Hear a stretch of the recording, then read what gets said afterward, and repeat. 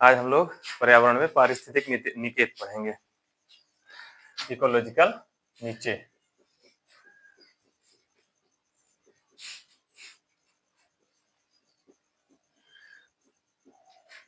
निकेत या नीचे या निलय कहते हैं, इसको पढ़ना है। क्या है ये? तो प्रत्येक जाति, उपजाति एक विशेष क्षेत्र में या स्थानीय क्षेत्र में सुरक्षित रहती है। ठीक, उस क्षेत्र की सीमा के बाहर ना वो जाते हैं ना आते हैं, इसी को कहते हैं पारिस्थितिक नीचे या निकेत कहते हैं। जैसे हम लोगों ने देखा होगा कि हमारे आसपास में हर पूर्वे के देखिए अलग अलग तरीके से वो अलग जाति या उपजाति से बने हुए हैं। वो दूसरे पूर्वे या दूसरे क्षेत्र में जाने से डरते हैं, है ना? या जाते भी हैं तो कोई ना कोई पूछता, भाई यहाँ क्यों, कैसे है? ये चीजें जो होती हैं यही निकेत कहलाता है। जैसे ये मान लीजिए जंगल है, ठीक, इतनी दूर खरगोश खूब रहते हैं। क्या रहते हैं? अब ये यहाँ से यहाँ नहीं जाएंगे क्योंकि यहाँ असुरक्षा हो जाएगी। यहाँ शेर अगर खूब रह रहे हैं तो शेर इतनी दूर में ही रहेंगे, दूसरी साइड नहीं आते हैं। उनका क्षेत्र नहीं, जाएंगे भी, शिकार करेंगे फिर, लेकिन शाम को वापस अपने घर पहुंच जाते हैं। हम लोग दिन भर में कहीं भी रहें, शाम को अपने निवास स्थल पे आ जाते हैं कि दूसरे के निवास स्थल पे जाके रह लेते हैं? नहीं, केवल अपने ही निवास स्थल पे आते हैं जो हमारा क्षेत्र निश्चित होता है। कहीं बाहर घूमने गए 1-2 दिन 3 दिन, लेकिन उसके बाद आएंगे कहाँ? अपने ही क्षेत्र में आएंगे। बाहर हमारा जीवन सर्वाइव नहीं हो पाता। ये जो निश्चित क्षेत्र होता है, जितनी दूर में हमारा जीवन चलता है, इसी को पारिस्थितिक निकेत कहते हैं। इतनी दूर में जैसे हम लोग बहुत बाहर चले जाएं तो क्या होगा कि हमको खाने पीने रहने की व्यवस्थाएं अच्छी नहीं होंगी। यहाँ पे है, किसी भी हालात में हमको सुरक्षा है, भोजन है, पानी है, ये सारी चीजें उपलब्ध हैं। तो पारिस्थितिक निकेत यही कहलाता है। सिंपल भाषा में वह सूक्ष्मतम निवास स्थल, वह सूक्ष्मतम निवास स्थल जहाँ पर कोई उपजाति या जाति निवास करती है तथा अपना भोजन और सुरक्षा प्राप्त करती है, वह क्षेत्र क्या कहलाता है? हाँ, निकेत कहलाता है। इस क्षेत्र में एक ही जाति या प्रजाति के जीव रहेंगे, दूसरे के नहीं रह सकते। दूसरे वाले का दूसरा कोई निकेत होगा तो सबका क्षेत्र निश्चित हो जाता है। एक विशेष जाति का, उसी को क्या कहते हैं? निकेत कहते हैं। बात समझ में आई? तो सिंपल भाषा में ये समझ लीजिए कि पारिस्थितिक निकेत वह क्षेत्र है जहाँ पे कोई विशेष जाति निवास करती है, वह दूसरे के क्षेत्र में अतिक्रमण नहीं करती तथा दूसरी उपजाति वहां निवास नहीं कर सकती। ये क्या कहलाता है? पारिस्थितिक निकेत कहलाता है। तो पारिस्थितिक निकेत क्या है? निकेत वह सूक्ष्म क्षेत्र है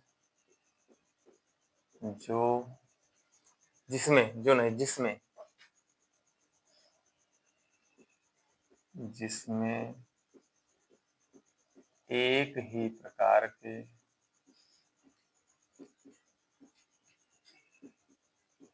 जाति या उपजाति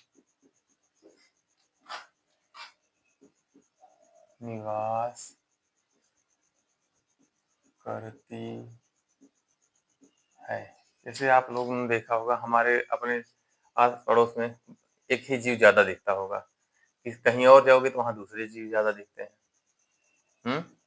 जैसे अपने यहाँ देखिए तो गाय भैंस ज्यादा दिखती है, राजस्थान चले जाइए तो ऊंट ज्यादा दिखते हैं। अब ऊंट यहाँ रह पाएंगे? है ना, नहीं रह पाएंगे। गाय भैंस वहां रह पाएंगी? नहीं रह पाएंगी, क्योंकि गर्मी ज्यादा है। तो सबका क्षेत्र निश्चित है ना, वो वहीं रहेंगे। यही जो क्षेत्र निश्चित है, यही क्या कहलाता है? तो ये समझ में आया? किसी भी निकेत में दो जातियां साथ साथ नहीं रह सकती।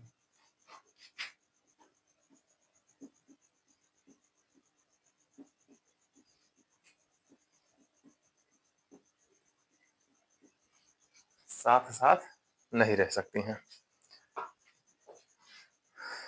ठीक?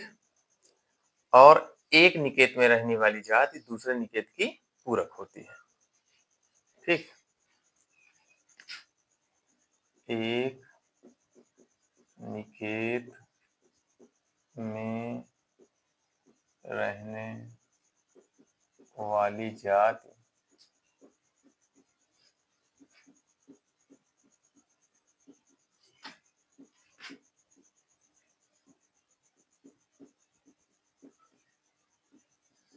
जैसे आपने देखा होगा बंदर होते हैं, बंदर वो जितनी दूर में रहेंगे वहीं रहेंगे फिर परमानेंट। इधर उधर ये उनका एक क्षेत्र निश्चित हो जाता है, उतनी दूरी में उनको भोजन पानी सुरक्षा उपलब्ध रहती है, वहीं पड़े रहते हैं, है ना? क्षेत्र जल्दी नहीं चेंज करते, वही उनका क्या कहलाता है? निकेत कहलाता है। ठीक, ये पारिस्थितिक निकेत हो गया। अब इसी से समझिए कि जैसे एक निश्चित क्षेत्र में कुछ जीव रह रहे हैं, तो एक जीव को अपना जीवन व्यतीत करने के लिए कितनी मिट्टी, ऊर्जा, प्रकाश ये सारी चीजें कितनी चाहिए, इसको कहते हैं इकोलॉजी या पारिस्थितिक पदछाप। एक जीव को जीने के लिए जितनी भी प्रकृति या मिट्टी या भूमि चाहिए, वो क्या कहलाता है? पारिस्थितिक पदछाप। तो यह पारिस्थितिक पदचिह्न कहते हैं। अगला है पारिस्थितिक पद छाप या पद चिन्ह। ठीक, इकोलॉजिकल फुटप्रिंट कहते हैं इसको अंग्रेजी में, इकोलॉजिकल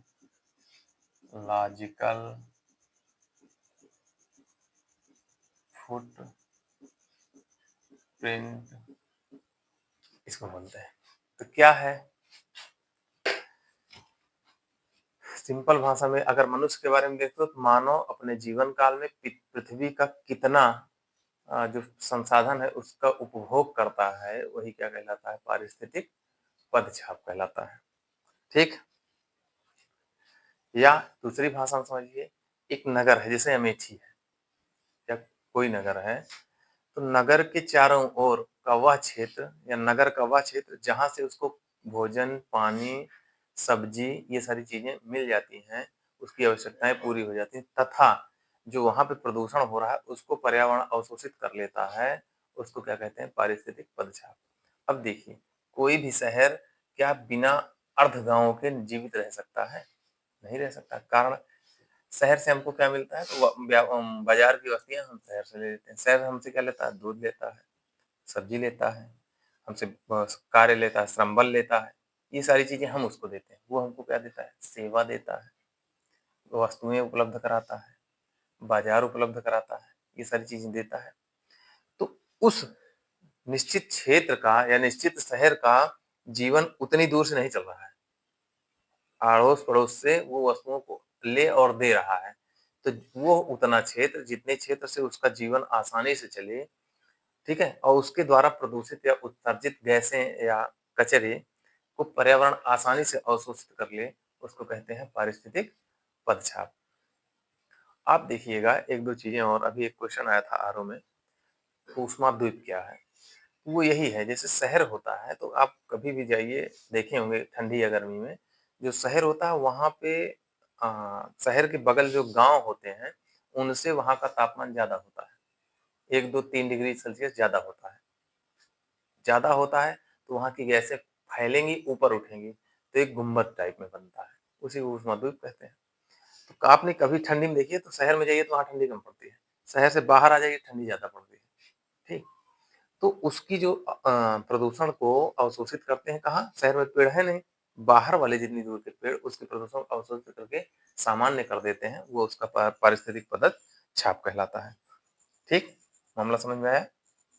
कोई व्यक्ति या शहर, कोई व्यक्ति है, अगर हम हैं तो हमको कितने संसाधन चाहिए, कितनी दूर में खेती करें, या हमको भोजन, पानी, आवास, शुद्ध वायु मिल जाए, और हम जो कच्चा मटेरियल या प्रदूषित पदार्थ उत्सर्जित करें उसको पर्यावरण आसानी से अवशोषित कर ले, पर्यावरण को कोई नुकसान ना हो, इस जितने में हमारा जीवन चल जाए, इसी को पारिस्थितिक पदछाप कहते हैं। ये व्यक्ति पे हो गया। शहर पे ले लीजिए, एक छोटा शहर हो, उसके उसको जीवित रखने के लिए जितना क्षेत्र उसको संसाधन उपलब्ध करा रहा है तथा उस शहर के द्वारा जितना पर्यावरण प्रदूषण निकल रहा है उसको पौधों द्वारा अवशोषित कर लिया जा रहा है, कि ये क्या कहलाता है? पारिस्थितिक पदछाप। इसका मात्रक अगर देखेंगे तो भूमंडलीय हेक्टेयर कहलाता है। भूमंडलीय हेक्टेयर कहलाता है। मामला समझ में आया? तो इसको लिखिए, मानव ने पृथ्वी की कितनी उपभोग क्षमता का वहन कर लिया।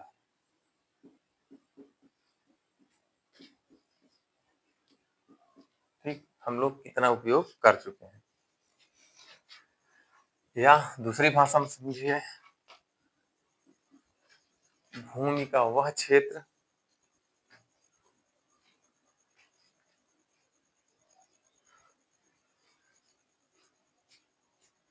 भूमि की वह मात्रा जो नगर नगर मतलब कोई शहर ले लीजिए, को संसाधन संसाधन मतलब वही जो हम लोग पहुंचाते हैं उसको, ठीक,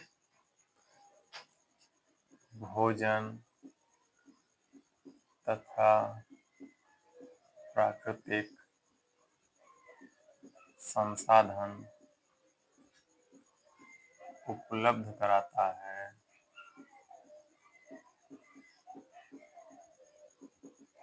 उपलब्ध कराता है क्या कहलाता है?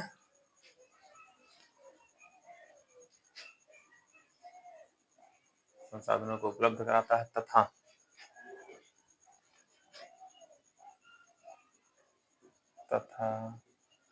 उससे निकलने वाले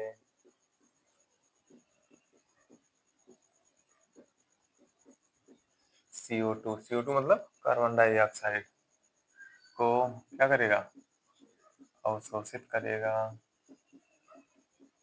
अवशोषित कर लेता है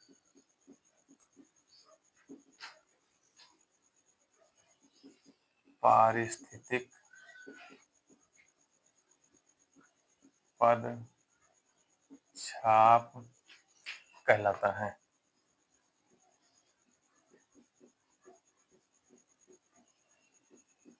मामला समझ में आया? ये एक छोटा सा शहर है, ये किनारे किनारे गांव है,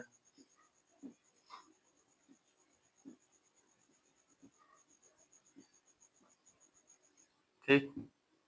शहर खुद खेती करके खुद अन्न उत्पादन करता है? नहीं कर पाता। उसको अनाज कहाँ से मिलेगा? अनाज मिल रहा है, दूध मिल रहा है, और क्या मिल रहा है? सब्जी उपलब्ध हो रही है, श्रम उपलब्ध करा रहे हैं, श्रम मतलब जा जाके वहां नौकरी या दिहाड़ी कर रहे हैं, ये सारी चीजें किनारे वाले उपलब्ध करा रहे हैं। अब इनको क्या मिल रहा है? यहाँ से इनको मिल रहा है सेवा मिल रही है, चिकित्सा मिल रही है, शिक्षा मिल रही है ना, हमको ये मिल रहा है, ठीक। और यहाँ पे CO2 उत्सर्जन होता है, CO2 निकल रही है बाहर को, तो वह क्षेत्र जो इसकी CO2 को अवशोषित कर ले, ठीक, और पर्यावरण पर कोई प्रभाव न पड़ने दे, इस पूरे क्षेत्र को क्या कहोगे? पारिस्थितिक पदछाप कहा जाता है। समझ में आया मामला? नगर का पारिस्थितिक पदछाप। इसी तरह एक आदमी को यहाँ रख लीजिए, उसको क्या क्या चाहिए, कितनी दूर से मिल जा रहा है, और वो जो उत्सर्जन कर रहा है उसको कितना अवशोषित हो जा रहा है, यही क्या कहलाएगा? पारिस्थितिक पदछाप। मामला समझ में आया? इकोलॉजिकल फुटप्रिंट कहते हैं इसका। तो पारिस्थितिक पदछाप मानव जीवन को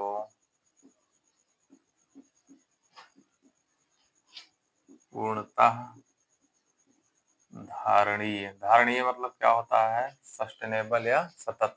धारणीय का मतलब होता है कि हम प्राकृतिक संसाधनों का ऐसा उपयोग करें कि अगर हमारी आवश्यकताएं पूरी हो जाएं तथा अगली पीढ़ी के लिए भी बचा रहे। जितना हमको पिछली पीढ़ी से मिला है वो हम अगली पीढ़ी को ट्रांसफर करें और हमारी भी आवश्यकताएं पूरी हो जाएं। ऐसे विकास को धारणीय विकास या सतत विकास कहा जाता है। ठीक, धारणीय करने के लिए आवश्यक है।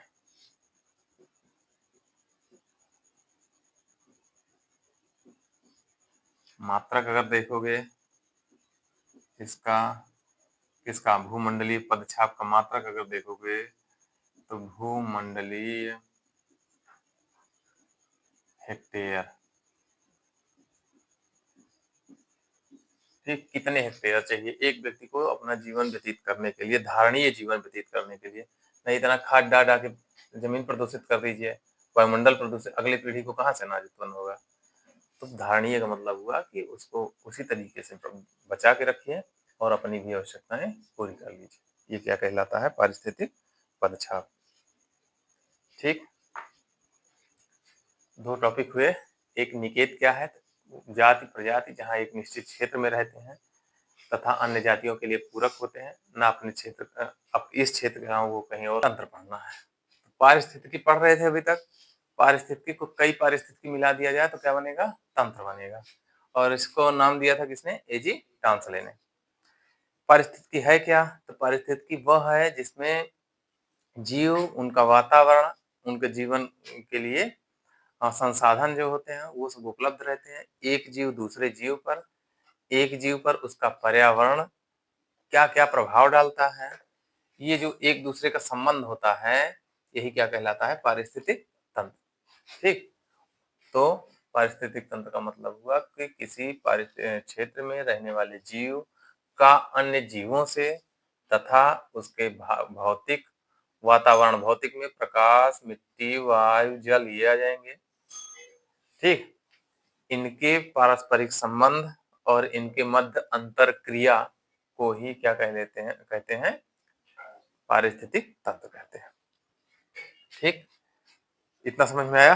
अब यह एक आधारभूत इकाई होती है।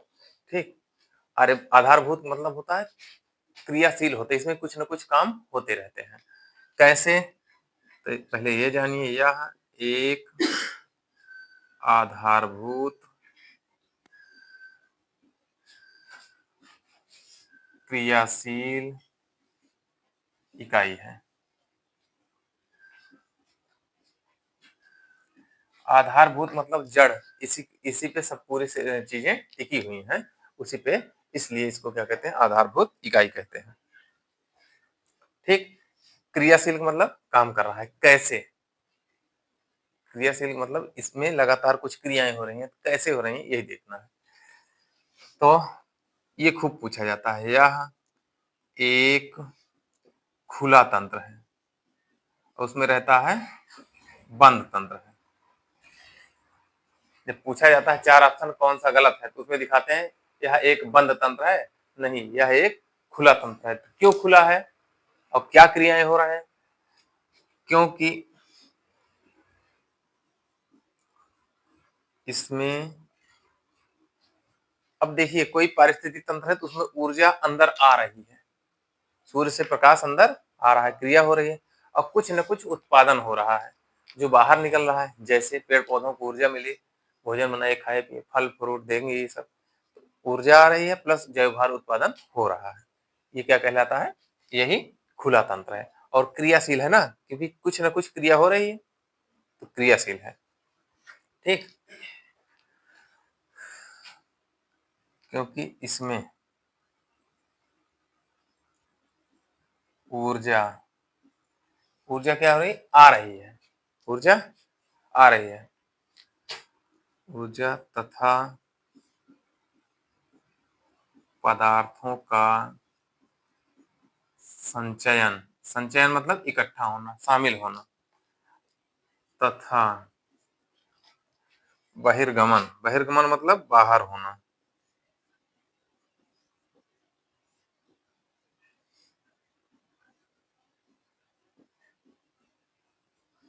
तो अगर कोई तंत्र है उसमें कोई कुछ आ रहा है, कुछ बाहर निकल रहा है, तो इसका मतलब वो खुला हुआ है। बंद का मतलब या तो आए या तो जाए, केवल आए, उसमें बाहर ना निकलने पाए, तो उसको कहते हैं बंद तंत्र। ठीक, लेकिन ये खुला तंत्र है। पारिस्थितिक तंत्र में वही घटक हैं जो पारिस्थितिकी में थे। ठीक, तो घटक कौन कौन से हैं? जैविक, अजैविक और ऊर्जा, ये 3 घटक होते हैं। ठीक, ऊपर मिटा दें। उसमें दूसरे तरीके से पढ़ा गया था, इसमें दूसरे तरीके से पढ़ा जाएगा, लेकिन है वही सारी चीजें।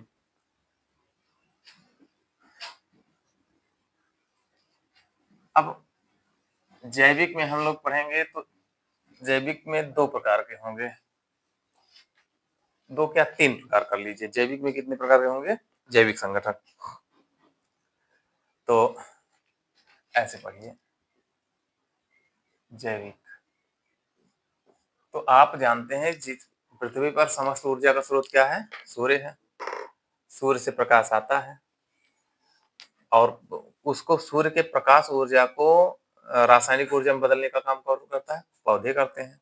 पौधों में पत्तियां हरी होती हैं। हरी क्यों होती हैं? पर्णहरिम के कारण या क्लोरोफिल के कारण हरी होती हैं। जब सूर्य का प्रकाश पत्तियों पर पड़ता है, पत्तियां वायुमंडल से कार्बन डाइऑक्साइड अवशोषित करती हैं। पृथ्वी से जड़ों द्वारा जल और खनिज पदार्थ अवशोषित करते हैं, पत्तियों में पहुंचाते हैं। पत्तियों के क्लोरोफिल में ऊर्जा बनती है, कार्बोहाइड्रेट बनता है, ऑक्सीजन गैस निकलती है और ऊर्जा निकलती है। ये काम होता है। तो सूर्य की ऊर्जा को रासायनिक ऊर्जा में कौन परिवर्तित कर रहा है? पौधे कर रहे हैं। तो पौधे क्या हो गए? उत्पादक हो गए। ठीक, जो जीव अपना भोजन स्वयं बनाते हैं, पौधे अपना भोजन स्वयं बनाते हैं, ये कहलाएंगे स्वपोषी। वे जीव जो अपना भोजन स्वयं बनाते हैं वो क्या कहलाते हैं? स्वपोषी। और जो दूसरे पर निर्भर रहते हैं वो क्या कहलाते हैं? परपोषी। ठीक, तो ये इतना पॉइंट है, ये पीछे पढ़ा गया है, केवल इसको बता रहे हैं, अभी थोड़ा सा और लिख देंगे। तो स्वपोषी समझ में आया? तो स्वपोषी कौन होते हैं? जितने हरे पौधे होते हैं, जिनकी पत्तियां हरी होती हैं, जो अपना भोजन खुद बनाते हैं, वो स्वपोषी कहलाते हैं। परपोषी वे होते हैं जो अपने भोजन के लिए पौधों पर निर्भर होते हैं, वो परपोषी कहलाते हैं। अब ये कहेंगे कि भोजन तो हम लोग भी अपना बना लेते हैं, बढ़िया आग पे दाल चावल उबाल के खा लेते हैं। नहीं, वो दाल चावल पौधों से आया है। दाल चावल कहाँ से आया है? कुछ भी चीजें देखिएगा तो वो पौधों से आया है। तो हम लोग अपना भोजन बना नहीं सकते हैं, हम दूसरे पे निर्भर हैं। ठीक, तो ऐसे जीव जो अपना भोजन खुद बनाते हैं उनको उत्पादक कहा जाता है। जो अपना भोजन खुद बनाते हैं तथा दूसरे के लिए सूर्य की ऊर्जा को संचित करते हैं, उनको क्या कहते हैं? उत्पादक या प्रोड्यूसर कहते हैं। तो जितने भी हरे पौधे होते हैं वो सभी क्या हैं? उत्पादक हैं। वो सभी उत्पादक हैं। वो सूर्य की ऊर्जा को रासायनिक ऊर्जा में कन्वर्ट करके रखते हैं। ठीक, क्यों उत्पादक हैं? क्योंकि ये ऊर्जा को बदलते हैं और पर्यावरण के लिए या पारिस्थितिक तंत्र के लिए ऊर्जा को संचित करते हैं। मामला समझ में आ गया? अब उपभोक्ता, तो पौधों द्वारा संचित ऊर्जा को जो अपने भोजन के रूप में प्रयोग करते हैं वो क्या कहलाते हैं? उपभोक्ता कहलाते हैं। ठीक, अब उपभोक्ता में कई प्रकार के होते हैं। उपभोक्ता कई प्रकार के होते हैं, समझ लीजिए तभी बता रहे हैं।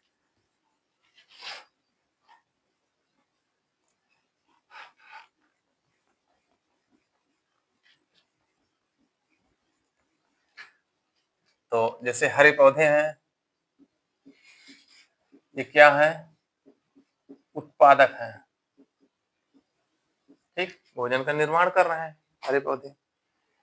इनको जो खाते हैं, जो इनसे ऊर्जा लेते हैं, उनको कहते हैं प्राथमिक उपभोक्ता। प्राथमिक उपभोक्ता। ठीक, तो ये जो हुए स्वपोषी हैं। इसके बाद जितने होंगे ये सब परपोषी होंगे।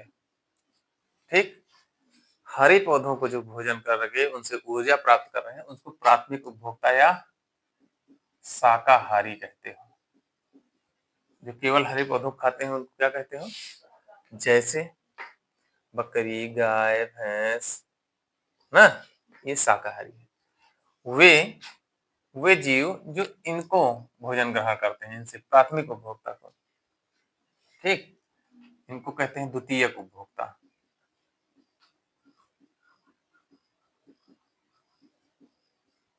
इसमें आ जाएंगे, इनको कहेंगे मांसाहारी, ठीक। वे जीव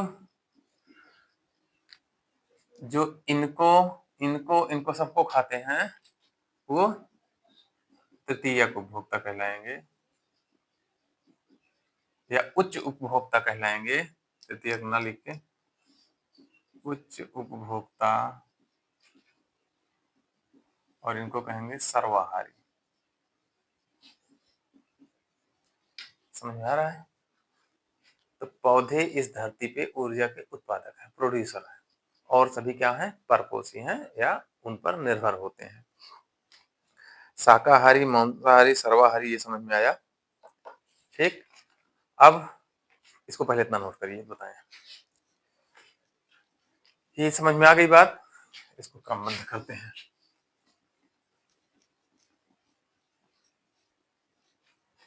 ठीक, तो जीवी संघटक पढ़ रहे हैं ना।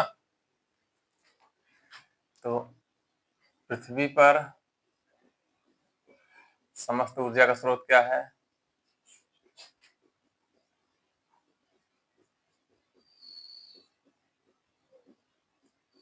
सूर्य है, ठीक, क्लियर हुआ। अब ये क्या करता है? सूर्य से क्या मिलता है? इससे विकिरण ऊर्जा प्राप्त होती है,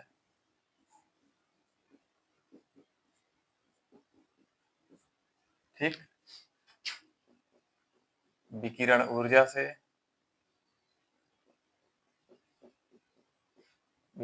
क्या होगा? पत्तियां भोजन बनाएंगे या पौधे भोजन बनाएंगे। पत्तियां भोजन बनाती हैं, उससे क्या होगा?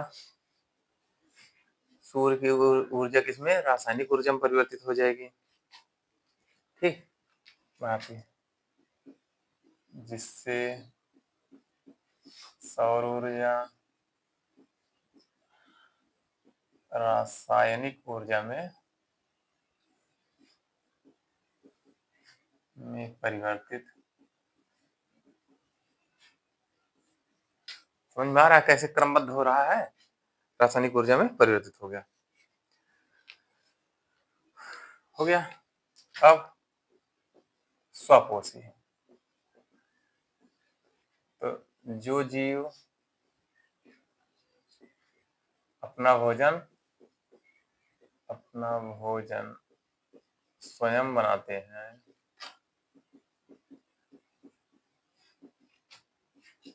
स्वपोषी कहलाते हैं।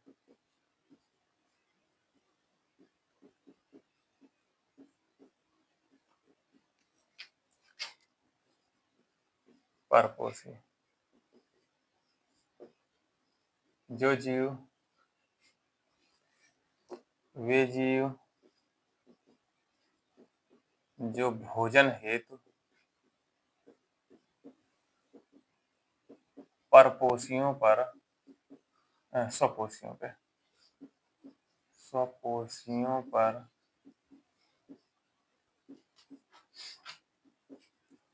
निर्भर होते हैं, परपोषी कहलाते हैं।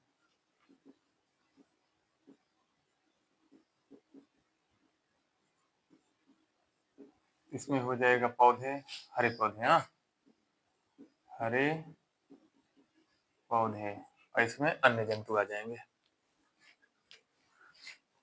समझ में आया इतना मामला, ठीक। इन्हीं स्वपोषी को उत्पादक कहते हैं। सभी हरे पौधे जो प्रकाश संश्लेषण करते हैं,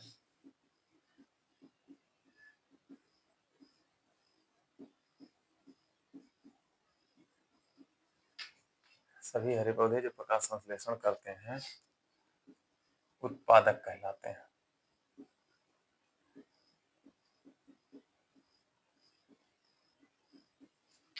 हो गया, समझ में आ गया? पूरा वो रिएक्शन पीछे बताए हैं।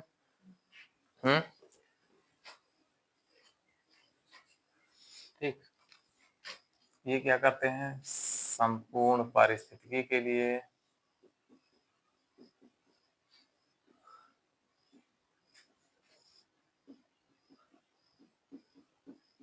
ऊर्जा एवं भोजन का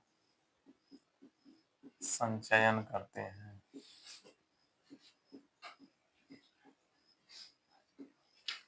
कितना हुआ? समझ में आ रहा है मामला? यही तो ऊर्जा को संचित कर रहे हैं। ये क्या हो गए, उत्पादक। अब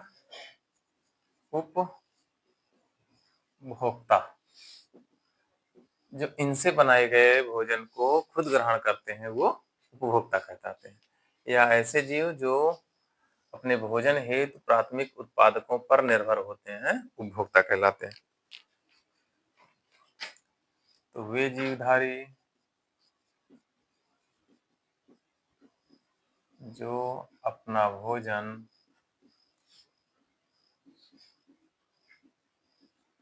उत्पादकों एवं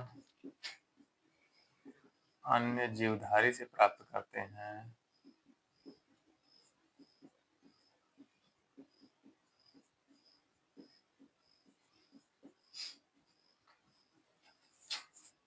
उपभोक्ता कहलाते हैं।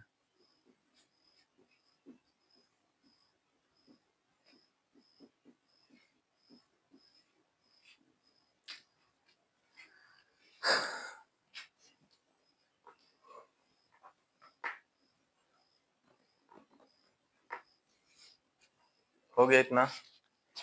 अब एक चार्ट है, बनाते हैं, देखिए।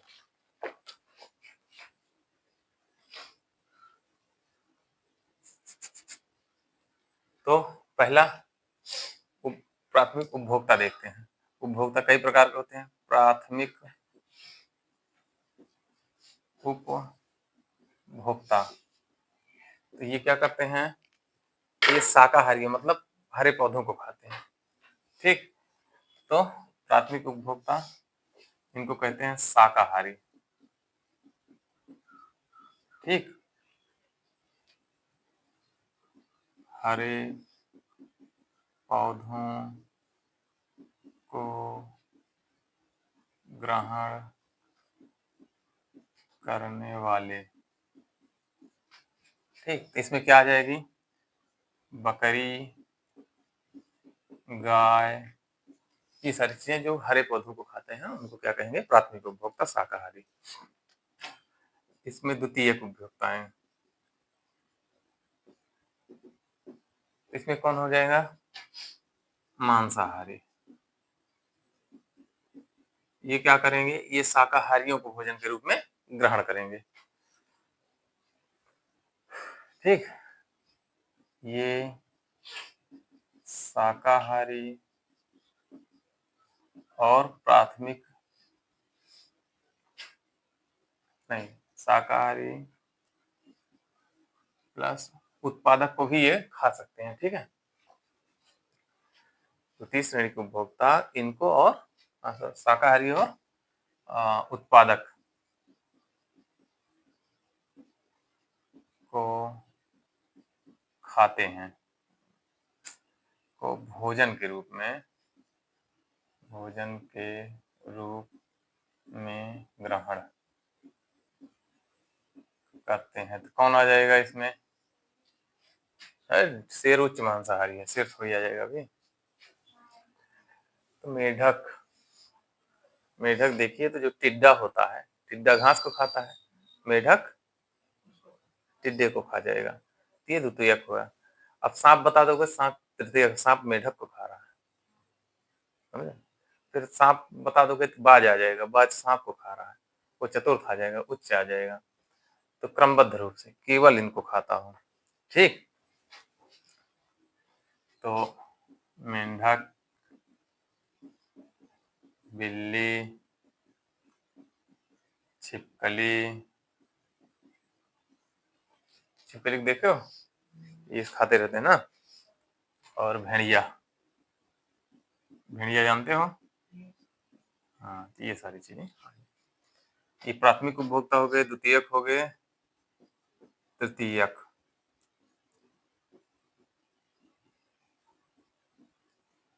इसमें क्या होगा? शाकाहारी हो गए, मांसाहारी हो गए, और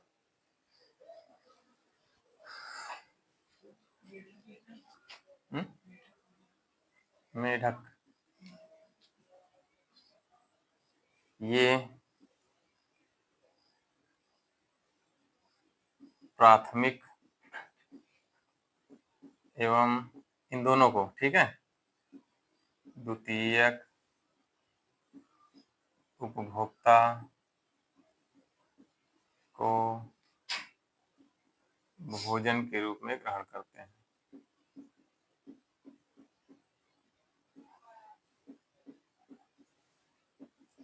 इसमें क्या, मेढक को कौन खाएगा? सांप हो जाएगा। मेढक को कौन खाएगा? सांप हो जाएगा।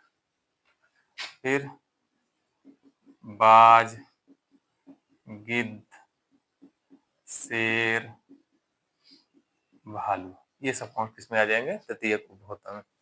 ठीक। अगला है उच्च मांसाहारी। ये केवल मांसाहारियों को ही भोजन के रूप में ग्रहण करते हैं, केवल मांसाहारी। उच्च मांस मतलब किसी का भी मांस इनको मिल जाए, प्राथमिक, द्वितीय, तृतीय, किसी का भी मांस खा जाते हैं। इनको उच्च मांसाहारी का रूप मांसाहारी कहा जाता है। ठीक। तो वे जीव जो सभी, चाहे वो शाकाहारी हो चाहे मांसाहारी हो, तो सभी मांसाहारियों को भोजन के रूप में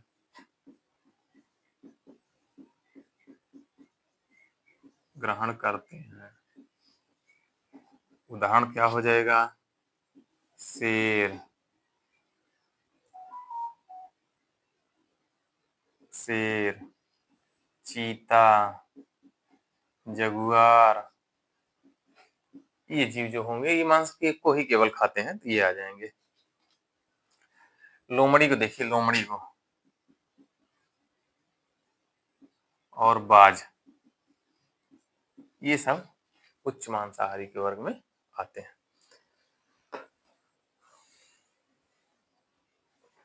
ठीक। अब एक शब्द और प्रयोग होता है, प्रेडेटर्स। प्रेडेटर वे हैं जो शिकार करके अपना भोजन प्राप्त करते हैं, मतलब वे जीव जो दूसरे जीवों को मारकर ही खाते हैं, उनको कहा जाता है प्रेडेटर्स। ठीक। एक शब्द और आ जाएगा, प्रीडेटर्स। वे जीव जो अन्य जीवों का शिकार करके भोजन ग्रहण करते हैं। इसमें कौन आ जाएंगे? चीता, शेर, जगुआर, ये सारी इसमें आ जाएंगे। ये दूसरे जीवों को मारकर ही खाते हैं। हाँ। तो क्रमबद्ध रूप से देखिए, ये भोजन बनाए, इतने लोग इनके ऊपर, ये इतना भोजन उत्पादक, ये इनके ऊपर निर्भर हुए। अब एक समस्या और आ रही है, वो ये है, मान लीजिए ये मर गए या ये मर गए, तब क्या होगा? इनको भी तो खाने वाला कोई चाहिए। जैसे शेर खा लिया, अब शेर को कौन खाएगा? या चीता को कौन खाएगा? भाई इनको भी तो खाने वाला है। तो जिंदा तो किसी में हिम्मत नहीं है। अगर शेर जिंदा है या चीता जिंदा है, तो किसी की हिम्मत तो है नहीं इसको खा ले। तो भाई जिंदा पे नहीं खा सकते, मरने पे तो खा ही सकते हैं। जिंदा पे नहीं खा सकते, तो मरने पे तो खा ही सकते हैं ना। तो कौन खाएगा इनको? तो आप देखिए, जब कोई जीव जंतु मरता है तो उसके शरीर पे एक दो दिन में छोटे छोटे कीड़े आ जाते हैं। वो उनको खा खा के सड़ा देते हैं, और 1 हफ्ते 15 दिन बाद लगता है कि ऐसा कुछ यहाँ था ही नहीं, एकदम साफ हो जाता है, पर्यावरण वहाँ ठीक हो जाता है। तो ऐसे जीवों को अपघटनकर्ता कहते हैं। वे जीव जो मरे हुए जीवों के मृत शरीर को भोजन के रूप में ग्रहण करते हैं, अपघटनकर्ता कहलाते हैं। जैसे पेड़ गिरा, दीवार टाइप में देखिए लग जाते हैं, इसको सड़ा देते हैं, खत्म कर देते हैं। जीव जंतु मरे तो छोटे छोटे कीड़े आ जाते हैं, है ना, तो वो क्या कहलाएंगे? अपघटनकर्ता, डिकम्पोजर्स कहलाते हैं। अपघटनकर्ता या डिकम्पोजर्स, अंग्रेजी में डिकम्पोजर्स हुआ। तो वे जीव कौन, छोटे जीव जो इनको, तो वे जीव जो किसको, उत्पादक एवं उपभोक्ता के मृत शरीर को, मृत शरीर का अपघटन, अपघटन का मतलब होता है, अपघटन का मतलब हुआ कि कार्बनिक, जटिल कार्बनिक पदार्थ को सरल कार्बनिक पदार्थ में तोड़ देना। ये शरीर 5 तत्वों से मिट्टी बनी है, मिट्टी, जल, वायु ना। तो ये क्या करते हैं अपघटनकर्ता, उस शरीर को पुनः तोड़ के मिट्टी जल वायु में मिला देते हैं, फिर वो शरीर उसे मिल जाता है। इसलिए इनको क्या कहते हैं, अपघटन मतलब तोड़ना होता है सरल चीजों में। ठीक, अपघटन करते हैं, अपघटनकर्ता कहलाते हैं।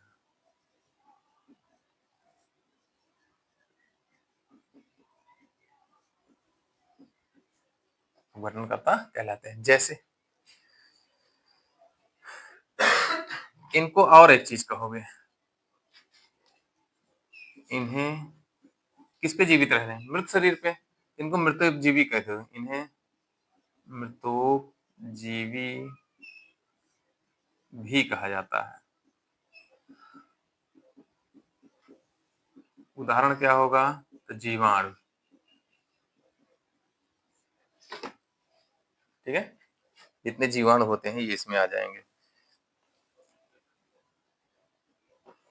ठीक, अब ये काम क्या कर रहे हैं देखिए, तो जो जीव मरे हुए हैं, बदबू कर रहे हैं, सड़ रहे हैं, तो उनको सड़ा के सामान्य कार्बनिक पदार्थों में तोड़ के ये पृथ्वी की सफाई कर रहे हैं।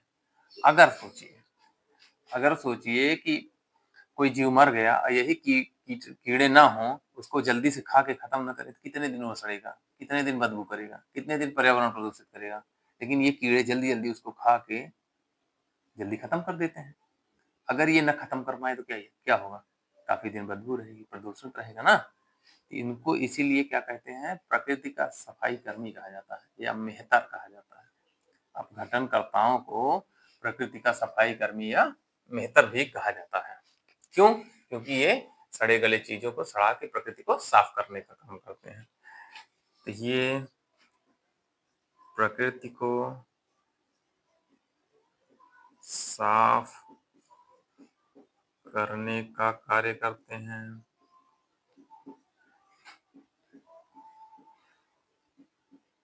इसलिए प्रकृति का सफाई कर्मी या मेहतर कहलाते हैं।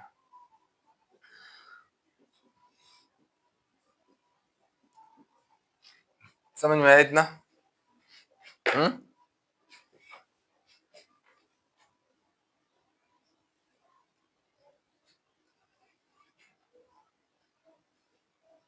समझ में आया? इसी को फिर से समझ लीजिए, ये पूरी चीजें समझ में आई क्रम में। अब देखिए भोजन कौन बना रहा है, स्वपोषी या उत्पादक, उनको कौन खा रहा है, उपभोक्ता, उपभोक्ता में प्राथमिक, द्वितीयक, तृतीयक, फिर इनको कौन खा रहा है, अपघटन करता है, डिकम्पोजर्स। तो यहां से एक श्रृंखला बन रही है, एक क्रम से, इसके बाद इसको ये खाएंगे, फिर इसको ये खाएंगे, क्रम नहीं टूट रहा है। जैसे घास है, घास को कौन खाएगा, टिड्डा खाएगा, टिड्डा फिर किसको खाएगा? टिड्डा को कौन खाएगा? मेढक। फिर मेढक को कौन खाएगा? सांप। सांप को कौन खाएगा? बाज मर गया तो कौन खाएगा? अपघटनकर्ता खाएंगे। तो एक श्रृंखला बन रही है ना। उल्टा कर दीजिए, बाज को कौन खाएगा? सांप। सांप को कौन खाएगा? मेढक। मेढक को कौन खाएगा? टिड्डे। टिड्डे को कौन खाएगा? घास। ये हो सकता है? असंभव है। तो एक लड़ी बन रही है क्रम से ना, ये जो श्रृंखला बन रही है इसी को अब खा रहे हैं एक दूसरे को। देखिए, एक दूसरे को कौन भोजन के रूप में ग्रहण किया है, इसी को कहते हैं खाद्य श्रृंखला। एक जीव जब दूसरे जीव को क्रमबद्ध रूप से भोजन के रूप में खाता जाता है तो उसी को क्या कहते हैं? खाद्य श्रृंखला। ये हर जगह अलग अलग प्रकार की होती है, हर जगह अलग अलग प्रकार की होती है। कैसे? जैसे घास का क्षेत्र देखोगे तो वहां अलग है। घास को कौन खाएगा? टिड्डे खाएंगे। टिड्डे को मेढक। मेढक को सांप। सांप को बाज। बाज को डिकम्पोजर्स। तालाब में चले चलिए तो तालाब में घास तो होती नहीं, शैवाल होता है। तो शैवाल को छोटी मछलियां। छोटी मछलियां कौन? बड़ी मछलियां। तो छोटी मछलियां शाकाहारी होती हैं, बड़ी मछलियां मांसाहारी। फिर बड़ी मछलियां कौन? मनुष्य खा लेगा या अन्य बड़ी मछलियां है या सांप मेढक।